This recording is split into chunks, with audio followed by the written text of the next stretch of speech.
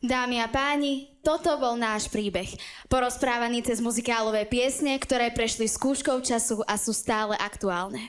Majú čo povedať aj nám, mladým ľuďom, umelcom, ktorí sa snažia, aby aj ich hlas znel s rovnakou a možno ešte aj väčšou intenzitou a naliehavosťou. Aby sme premieňali zlo na dobro a škaredé na krásne. A hoci sme nemali Aladinovú zázračnú lampu, veríme, že sa nám to dnes večer podarilo. Že ste spolu s nami zažili taký malý zázrak, ako v rozprávke. A keďže sa rozprávky končia vždy dobre a šťastne, aj my sa dnes s vami rozlúčime rozprávkovo piesňou Princ Ali z muzikálu Alana Menkena Aladin v interpretácii Jaroslava Hrybika a speváckeho zboru Súkromného konzervatória Prešov. Ďakujeme vám za pozornosť. Ďakujeme za vytvorenie príjemnej atmosféry. A už teraz sa tešíme na ďalšie stretnutie. A to bude 17.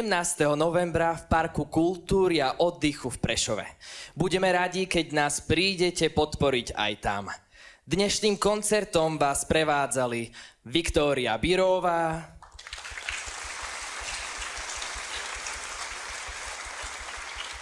Lucia Onofrejová,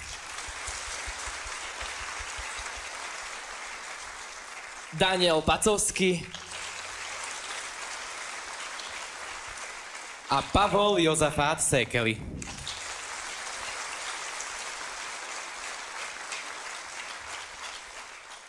V mene všetkých tvorcov a účinkujúcich dnešného koncertu vám prajeme príjemný večer.